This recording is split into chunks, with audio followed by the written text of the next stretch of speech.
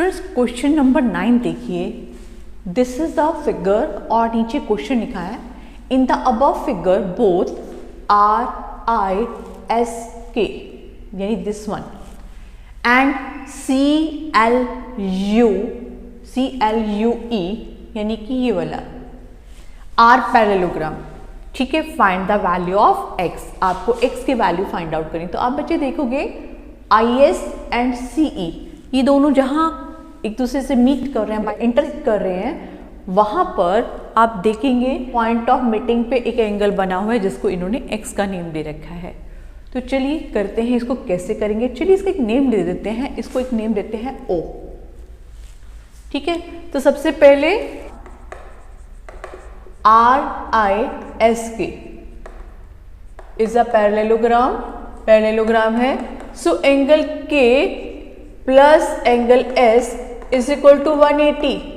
इन दोनों का सम 180 होगा। वाई क्यों होगा 180? क्योंकि ये एडजेसेंट एंगल्स हैं, एडजेसेंट एंगल्स। K पे आपको 120 डिग्री का मेजरमेंट दे रखा है। You can find angle S। Angle S is 180 minus 120 that is 60 degree. ये आपका फर्स्ट एंगल का मेजरमेंट आ गया। अब वापस आ जाइए दूसरे वाले पैरेललोग्राम पर, इसका नेम है CLUE। CLUE is a parallelogram. आप देखेंगे इस पैरेललोग्राम में L पे जो एंगल है उसका 70 डिग्री मेजरमेंट दे रखा है और हमें x की वैल्यू फाइंड आउट करनी है। तो हमें इस ट्राइंगल से ही पता चलेगा x की वैल्यू।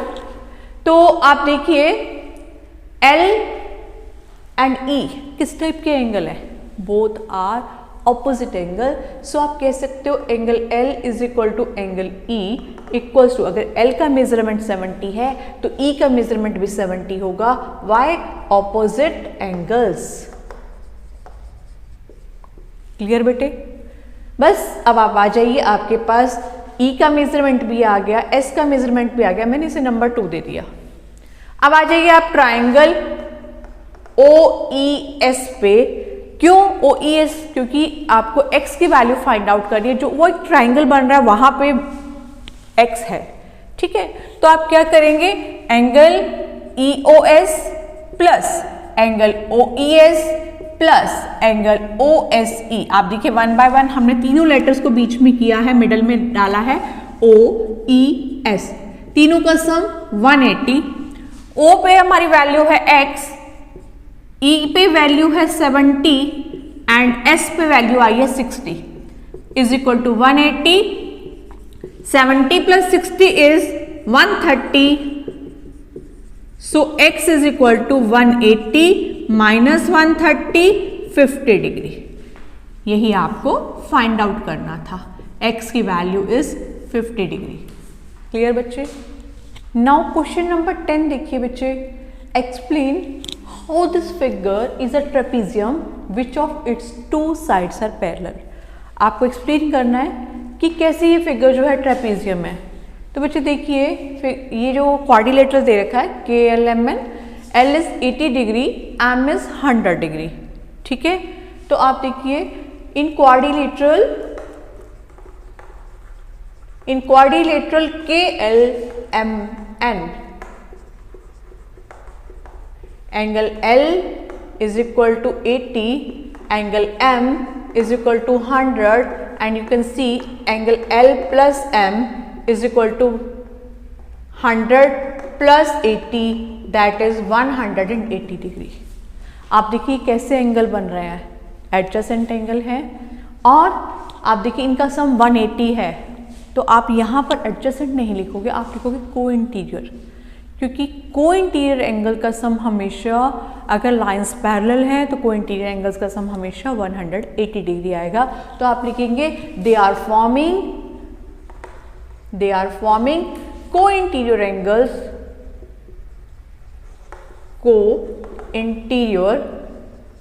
एंगल्स। सो वो कब बनते हैं को इंटीरियर एंगल 180 के इक्वल? कब होंगे? जब लाइंस पैरेलल होंगी। So KL is parallel to NM।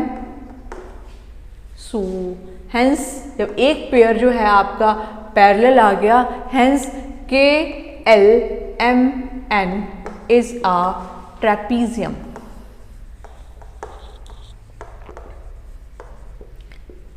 Clear बेटा? कि आप देखो कि एक पेयर जो है आपने देखा इनका सम 180 आ गया। वो 180 कब आता है? दो लाइंस पैरेलल है और एक ट्रांसवर्सल इनको इस तरह से इंटरसेक्ट करती है, तो आप देखेंगे इनका सम 180 आ रहा है। वो कब होगा 180? जब लाइंस पैरेलल होंगी। अगर लाइंस पैरेलल नहीं होंगी तो उनका सम 180 नहीं आएगा। तो इसलिए आप कह सकते हो कि KL is parallel to MN। Clear? Now students, question number 11 you can see find measure of angle C। आपको C का मेजरमेंट फाइंड आउट करना है in figure if AB is parallel to DC। ये दोनों साइड्स जो हैं parallel हैं। बच्चे अगर दो लाइंस पैरेलल हैं तो आप लिख सकते हो angle B plus angle C is equal to 180। Why? Co-interior angle.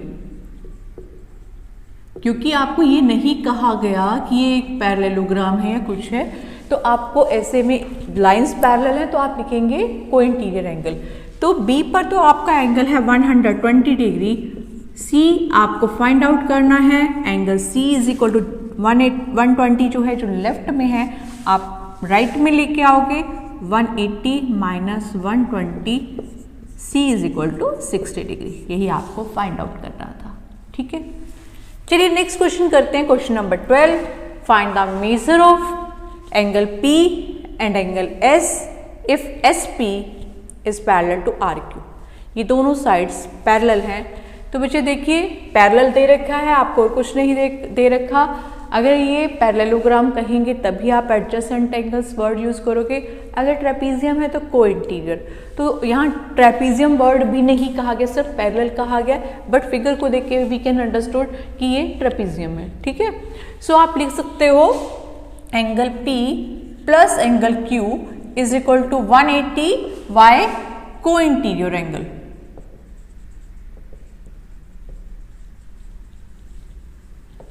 P पे तो आपको फाइंड आउट करना है और Q 130 है, so we can see that 180 minus 130 angle P is equal to 50 degree. Right? अब ये जो मार्क होता है ये कितने डिग्री के एंगल के लिए यूज करते हैं? 90 के लिए। तो बच्चे देखो angle R is equal to 90 degree.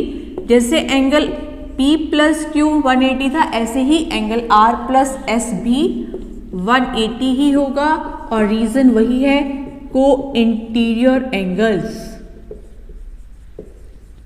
ठीक है, बस आपको R तो पता ही है कि 90 डिग्री का है।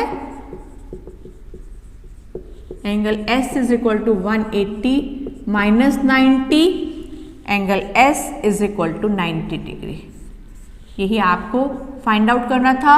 Angle P 50 degree, angle S 90 degree.